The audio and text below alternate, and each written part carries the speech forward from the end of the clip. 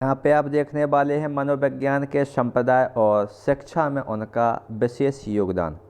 तो सबसे पहले यहाँ पे हम बात करते हैं, पहला जो आपका संप्रदाय है, इस संप्रदाय का नाम क्या हो जाएगा? संरचनावादी संप्रदाय हो जाएगा। संरचनावादी संप्रदाय के यदि हम यहाँ पर जनक देखें तो संरचनावादी संप्रदाय के जनक कौन कौन से हो जाएंगे? एक तो आपके हो जाएंगे विलियम वुंट। जो विलियम वुंट हैं ये आपके जर्मनी के हैं, और ईवी टिचनर ये आपके हो जाएंगे इंग्लैंड देश से संबंधित हो जाएंगे। अब इनमें यदि विशेष तथ्य को यदि अपन समझें तो यहाँ पे क्या हो जाएगा? पहला तो इनके द्वारा बताया गया, संरचनावादी संप्रदाय का मानना था कि मानसिक तत्वों का जो मनुष्य की चेतना होती है, मनुष्य की चेतना में महत्वपूर्ण स्थान होता है। माने संरचनावादी संप्रदाय का ये मानना था कि जो मानसिक तत्व होते हैं, इन मानसिक तत्वों का मनुष्य की चेतना में क्या होता है? महत्वपूर्ण स्थान होता है। इसके बाद संरचनावादी संप्रदाय के अनुसार यदि हम देखें तो यह संप्रदाय वैज्ञानिक पद्धति के उपयोग पर बल देता है। यानी जो संरचना संप्रदाय था, संरचनावादी संप्रदाय, इसका मानना था कि जो वैज्ञानिक पद्धति होती हैं, वैज्ञानिक पद्धतियों का क्या करना चाहिए? उपयोग करना चाहिए। इसके बाद हम दूसरा संप्रदाय देखेंगे। अगला संप्रदाय हो जाएगा हमारा कार्यात्मवादी संप्रदाय। कार्यात्मवादी संप्रदाय के यदि हम यहाँ पर जनक देखें, प्रवर्तक देखें, तो कार्यात्मवादी संप्रदाय के प्रवर्तक क्या हो जाएंगे? जॉन डीवी, विलियम जेम्स और एंजल। ये किस देश से संबंधित हैं? अमेरिका से। अब जो कार्यात्मवादी संप्रदाय है, यह संप्रदाय पाठ्यक्रम की विषय वस्तु की उपयोगिता पर बल देता है। किसके ऊपर बल देता है? विषय वस्तु की जो उपयोगिता होती है उसके ऊपर बल किस में दिया जाता है? कार्यात्मवादी संप्रदाय में दिया जाता है।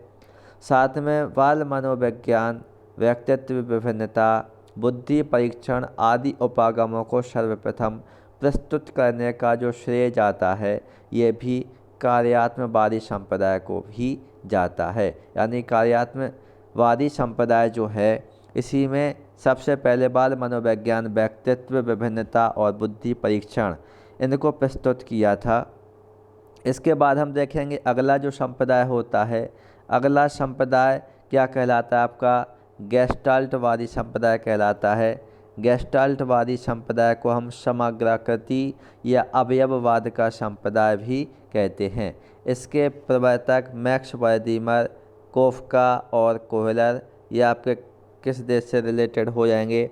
जर्मनी से रिलेटेड हो जाएंगे। तो यहाँ पे आपको याद करके रखना है, गेस्टाल्टवादी या समग्रवादी, जो समग्राकृति या अवयववाद जो संप्रदाय है, इसके प्रवर्तक कौन हो जाएंगे? मैक्स वर्दीमर, कोफका और कोहलर हो जाएंगे। अब इनका यदि हम श्रेय देखें, गेस्टाल्टवादी संप्रदाय का मानना था कि कोई व्यक्ति किसी वस्तु को उसके समग्र रूप से देखता अथवा ग्रहण करता है, समग्र रूप से, इसी कारण इसको समग्राकृति या अवयववाद का संप्रदाय भी कहा जाता है।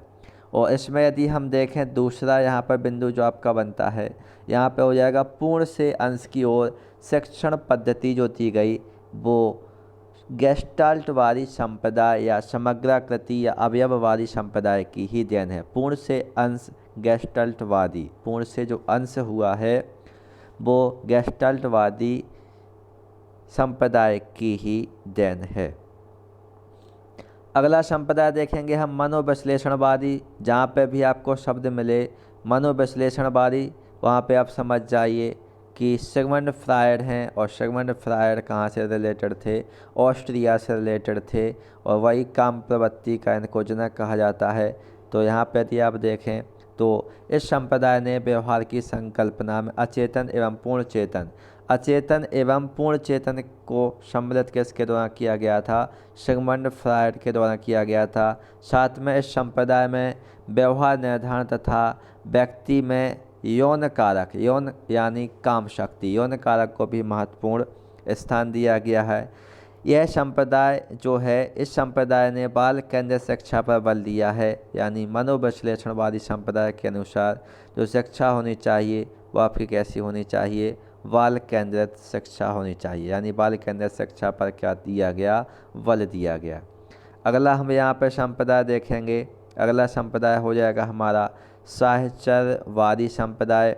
साहचर्यवादी संप्रदाय का जनक किसे कहा जाता है, जॉन लॉक को कहा जाता है। जॉन लॉक किस देश के हो जाएंगे मनोवैज्ञानिक, इंग्लैंड के मनोवैज्ञानिक हो जाएंगे। साहचर्यवादी में साहचर्य को क्या दिया गया है, महत्व दिया गया है। किसको महत्व दिया गया है, साहचर्य को महत्व दिया गया है। अगला जो वाद है इसको प्रेरकीय या प्रयोजनवाद कहा जाता है, संप्रदाय कहा जाता है। इसके जनक कौन हो जाएंगे, विलियम मैकडूगल हो जाएंगे। ये भी हमारे इंग्लैंड के हो जाएंगे। अब प्रेरकीय या प्रयोजनवादी जो संप्रदाय है, इस संप्रदाय में आत्मसम्मान को विशेष महत्व देने वाले इस संप्रदाय के अनुसार सभी कार्यों के पीछे कोई ना कोई उद्देश्य या प्रयोजन अवश्य होता है। कोई ना कोई उद्देश्य या प्रयोजन भैया किस में होता है, प्रेरकीय या प्रयोजनवादी संप्रदाय में होता है। और अगला जो आपका वाद दिया गया है, जो अभी वर्तमान में चल रहा है, इसको हम क्या कहते हैं, व्यवहारवादी संप्रदाय कहते हैं। व्यवहारवादी संप्रदाय, व्यवहार शब्द आ जाए यानी वाटसन यहाँ पे आ जाएंगे। अब इस संप्रदाय का यदि हम देखें विशेष योगदान क्या है, ये विचारधारी रूसी मनोवैज्ञानिक ई पावलोव के परीक्षणों के परिणामों पर आधारित है। इस विचारधारा के अनुसार जो मनोवैज्ञानिक है, मनोवैज्ञानिकों का उद्देश्य मानव व्यवहार की व्याख्या। देखिए अभी हमने आपको बताया कि जहाँ पर भी व्यवहार शब्द आ जाए और वाटसन आ जाए तो आपको यहाँ पर दोनों को ही क्या कर देना है, एक दूसरे के साथ जोड़कर बता देना है या लिख देना है। व्यवहारवादी संप्रदाय का जनक जॉन ब्राड वाटसन को कहा जाता है। और जहाँ पे भी व्यवहार शब्द देखे वहाँ पे आप वाटसन को टिक लगाएंगे।